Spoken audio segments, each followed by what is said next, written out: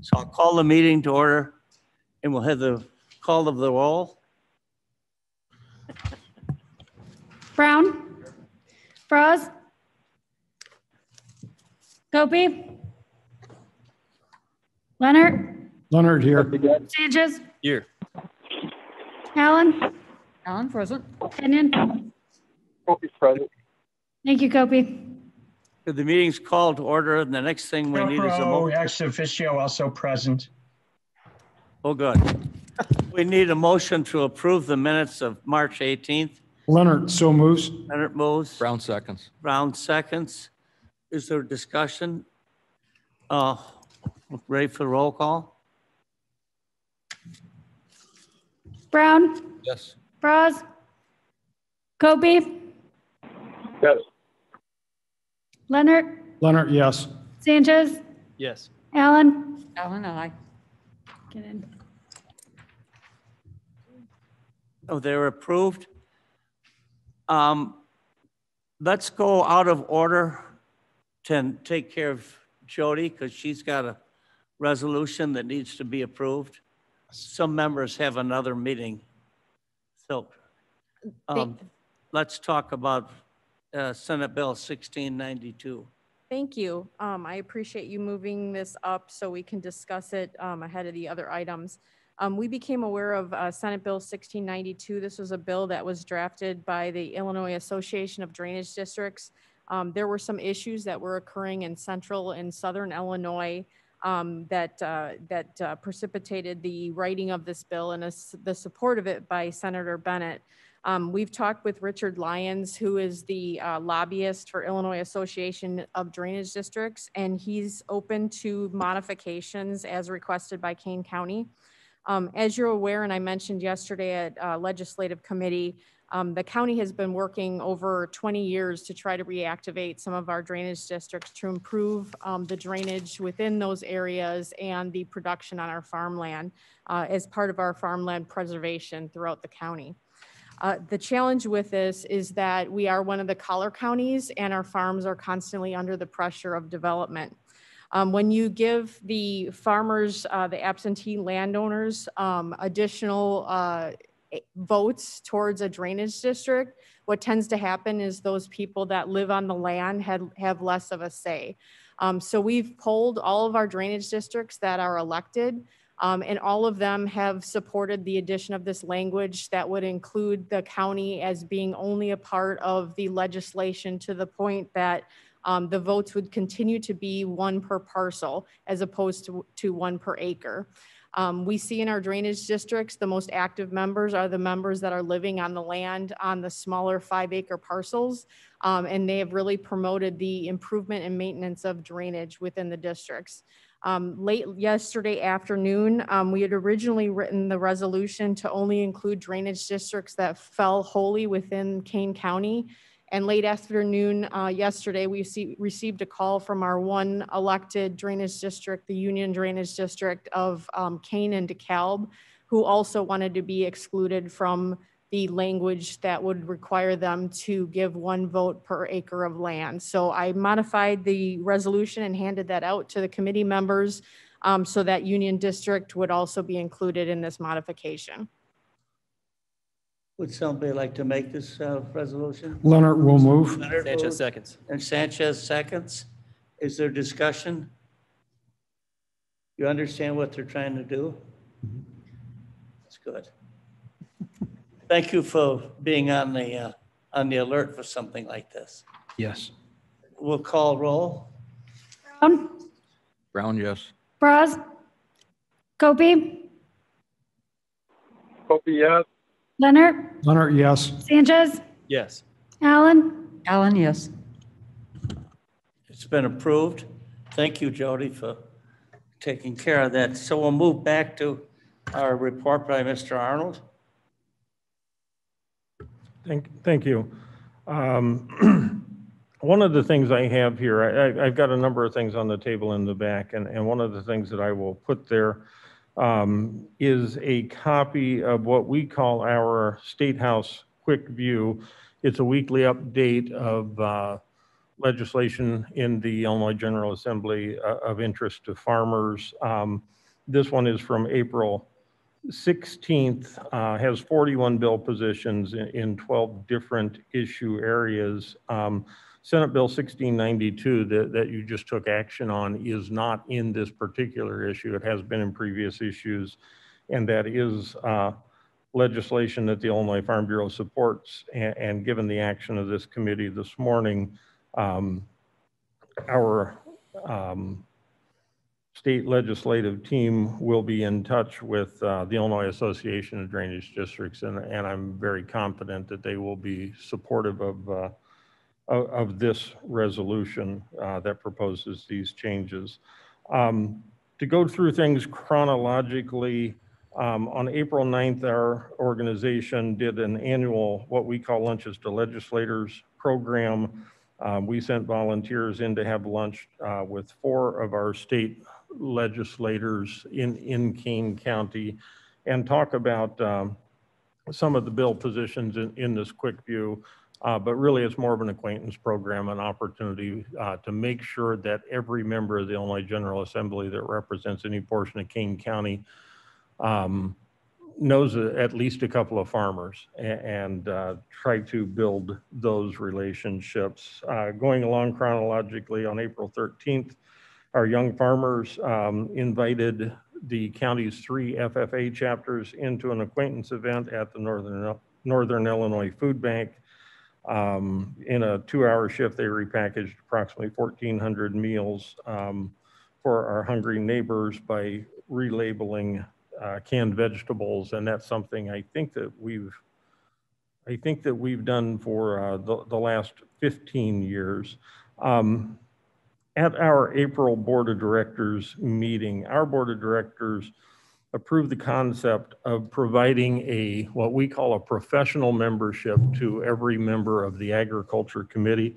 The intent is that in addition to a 3-minute update on a monthly basis to members of the Ag Committee, that we can also get you on our list where you would receive our local publication, our weekly statewide publication, which focuses more on public policy than our local one does, and a monthly quarterly magazine.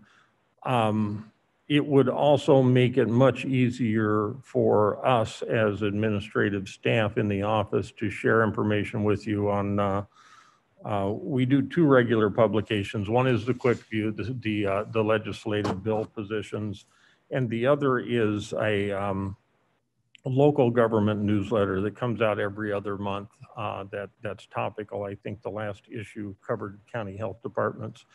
But by making the committee members professional members of our association, we would then have all of that contact information, not only to mail publications to you, but also to share with you via email some of these updates from the association. I talked to Mr. Van Kerkhoff this morning about our board's action, and we will forward a question to the ethics officer to see whether this is consistent with the county's ethics ordinances. It is, in our opinion, but we didn't write your ethics ordinance. In our opinion, it's a de minimis. It's basically a cost of $37 a year to us to provide those complimentary memberships to members of the Ag Committee, but we think it would serve to keep everyone on the committee much more informed in terms of agricultural issues from a local and a statewide perspective. In addition to those items, and I have these publications on the table in the back, because today is Ag Day, I've also brought the remaining copies I have of an environmental report, Illinois Farmers' Progress Towards Environmental Goals. This is a 2020-2021 report. We had an event at our office over the weekend called Touch a Tractor, where I gave most of them away, but I think there are 4 copies on the table in the back if anybody would like one. I also have copies back there of our organization's policy resolutions for anybody that would care to have one. I know that's a whole lot of information, but I've always been very proud of the fact that the Farm Bureau forms its policies through the farmer delegates to our annual convention, and the Farm Bureau distributes its policy to anybody that asks for it. So we're very proud of the policy process.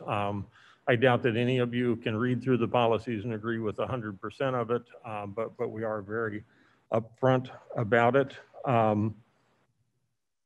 And I think that concludes my report. But as I said, we did have an event at the Farm Bureau this weekend that we call Touch a Tractor. If anybody drove by our office on Randall Road, it's an annual event. It's a fundraiser, but it's also an open house. It's a very low cost fundraiser for families.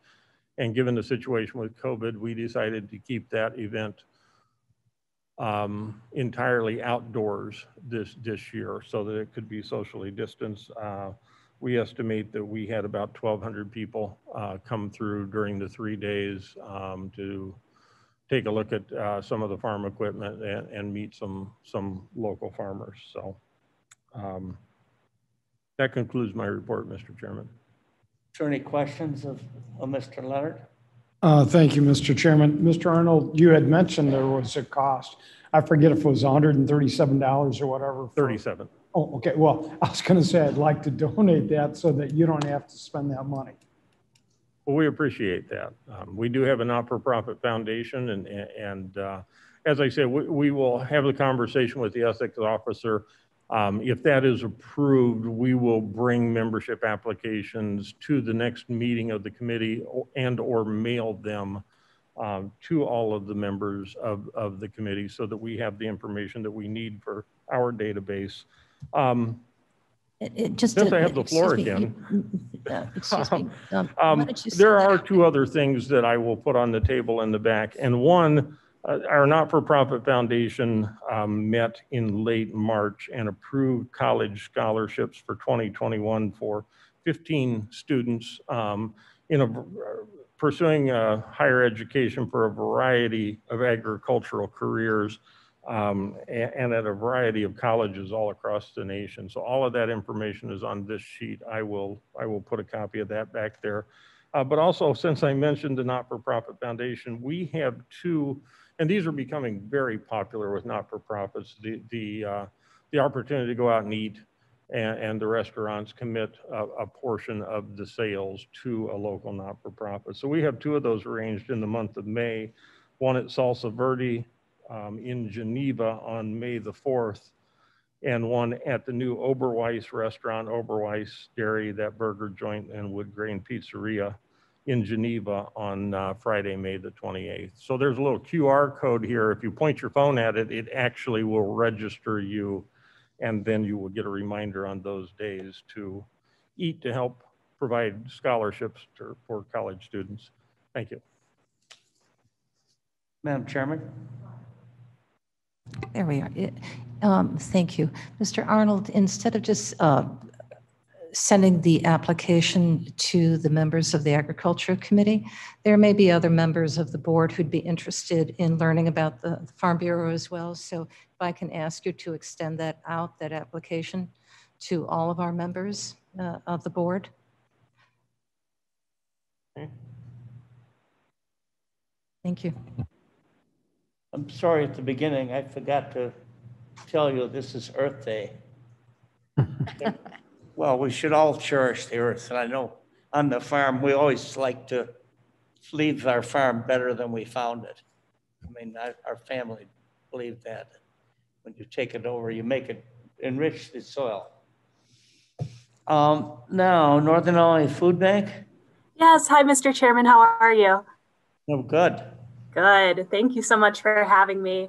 I wanted to provide a little update to you all about our COVID response. And so we have final numbers from our March 2020 to March 2021 COVID response. And so in that time period, we distributed over 100 million meals throughout our community.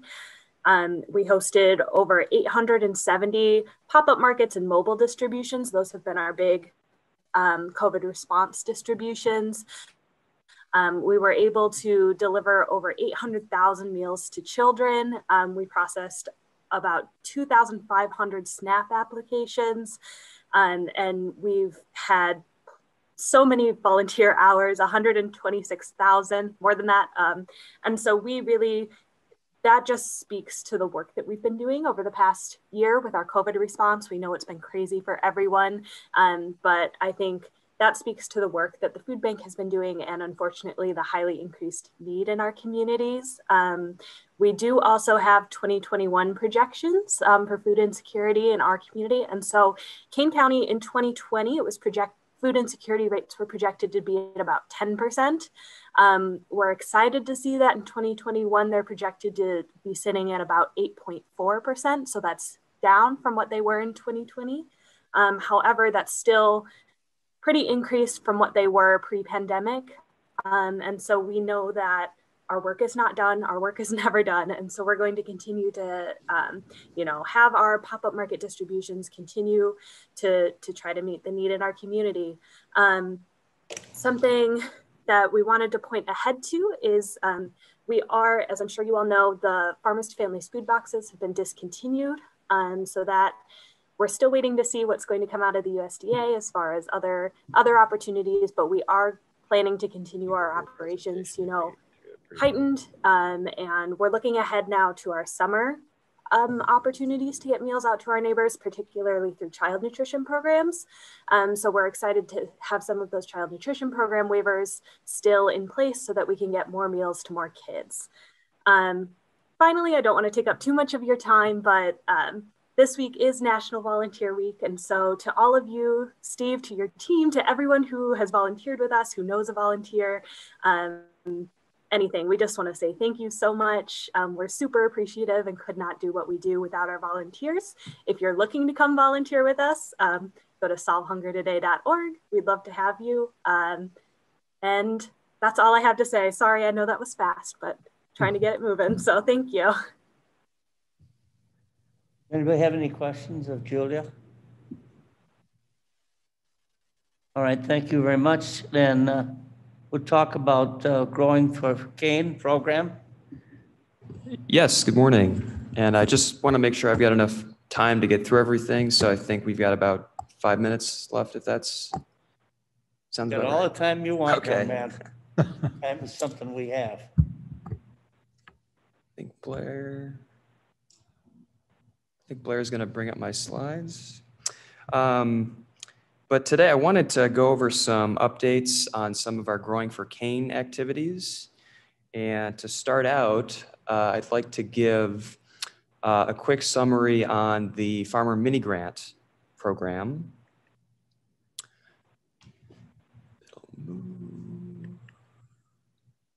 Okay. Oops. Oh, it.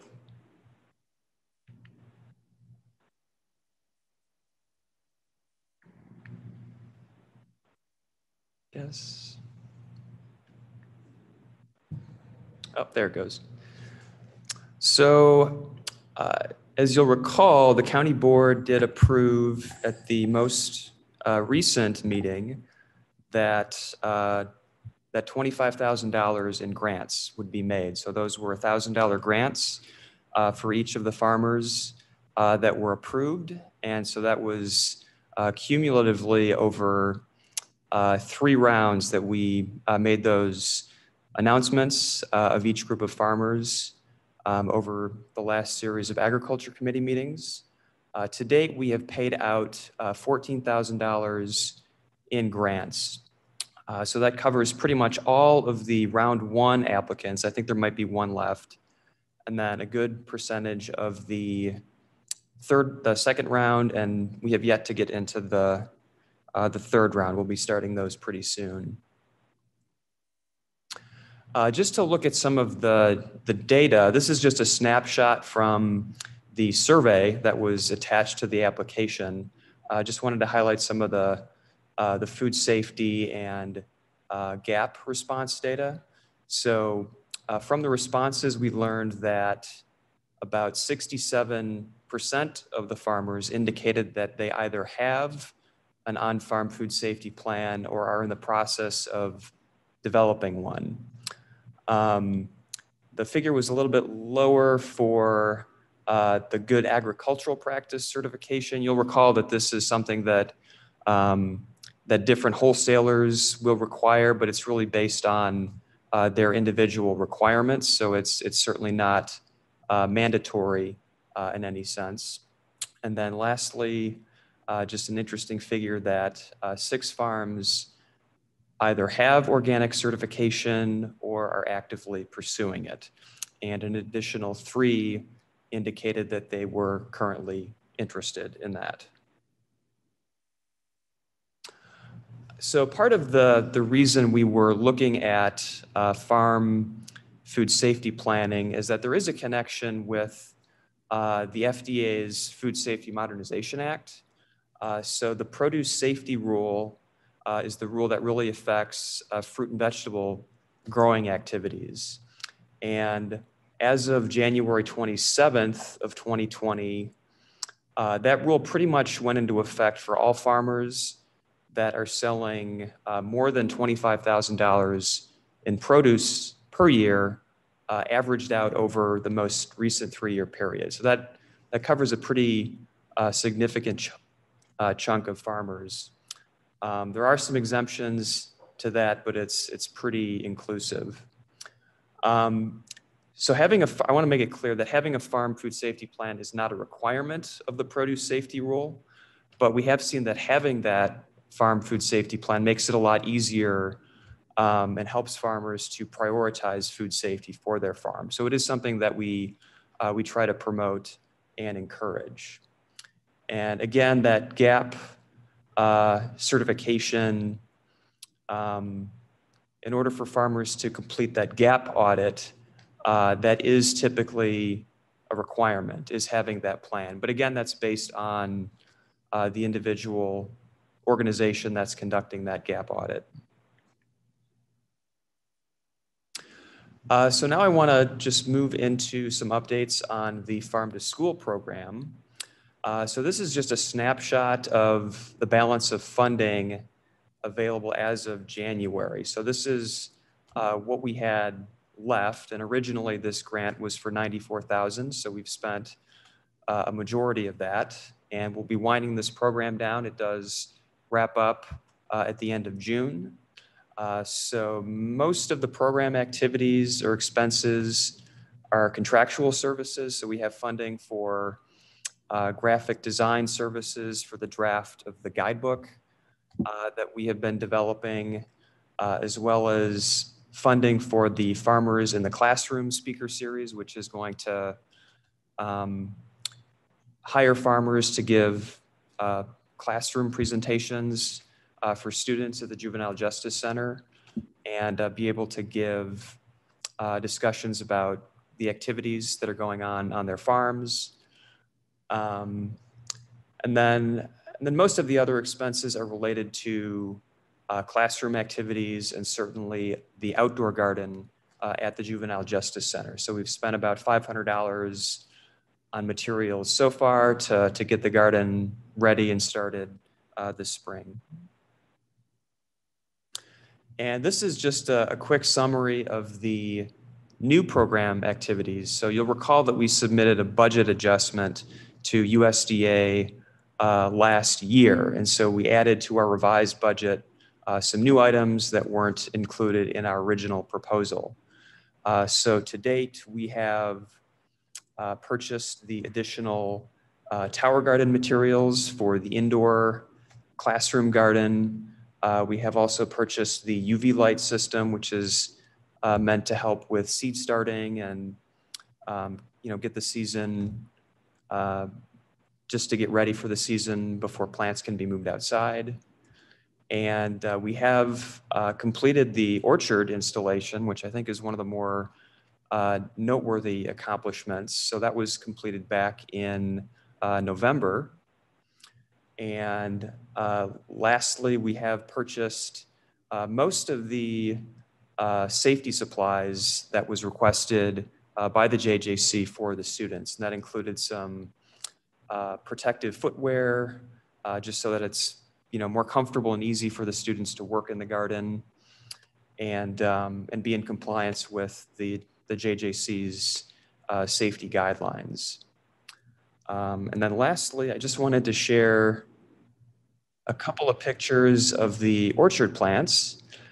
So these on the left, we have the orchard trees. I believe we purchased a total of 9 orchard trees that are planted just outside the perimeter fence by the JJC. And on the right, we have blueberry and raspberry bushes. And I think a couple of those might have been clipped by a lawnmower recently. So I think we'll have to replace a couple of those, unfortunately. But we should have those planted and ready to go for the spring. When can we expect the fruits of your labor? Well, You have ice cream with raspberry. right. Well, I think the apple orchard takes about 2 years for the trees to mature to produce fruit, to produce apples. I'm not sure about the blueberries, but I'm thinking at least a year for those to be ready as well.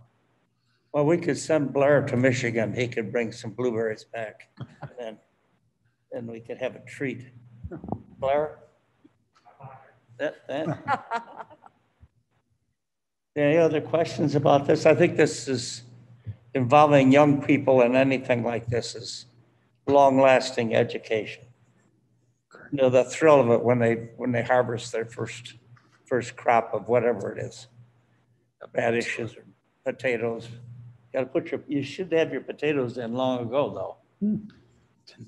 Oh, and I do want to add too, I had one quick Earth Day fact that I wanted to share. All right. This is courtesy of the Texas Farm Bureau, and they reported that more than 140 million acres of U.S. farmland is used for conservation efforts and wildlife habitats. And that land area is equal to the state of California and New York combined. So pretty significant space for That would conservation. be a good thing to do with California and New York, just turn it into conservation. I have a question, just as a follow-up to Matt's presentation. So the young people who are at the JJC and you're introducing horticulture, agriculture practices, is there a related internship program once they've removed from that absurd time and gone back? Have any farmers or organizations taken them on for a period of time so they can extend that training, that opportunity? I think that's a connection we would very much like to build in the future, and that's part of why we want to introduce the students to farmers on a more regular basis. I know that some of the other programs that we've worked with outside of the JJC do work with students and engage students, and we've certainly talked about creating programmatic connections. I know there's I forget the name of the organization, but there's a group that does grow and prepare meals for individuals with chronic illnesses, and they use students primarily to do that. And we thought that could be an opportunity for the JJC students once they leave the facility that they could be involved with. So we'll be looking for other opportunities like that to kind of extend the program beyond the walls of the JJC. Working with one's hands is always healthy. Absolutely. Mr. Arnold, is this the prize for today? We have a prize for today. That, of course, you could direct traffic with it too, because this is Traffic Safety Be Aware Month. Remember that from transportation? So the question is, and the first one who answers it, what was the program the Farm Bureau had last weekend called? Touch the Tractor Day. All right, congratulations. Hey. He's related to our president of the Farm Bureau, so probably they talk about these things. Thank you very much. Is there anything else to come before the committee? Seeing none, we need a motion to place reports on file. Leonard moves. Leonard, Sanchez. All in favor, call the roll. Brown, Yes. Braz, Gopi, Hope yes. Leonard, Leonard, yes. Sanchez, Yes. Allen, Allen, aye. McKinnon. To passed. Now we need a motion to adjourn. Leonard moves. Leonard moves. Brown seconds. Brown seconds. All in favor, say aye. Aye.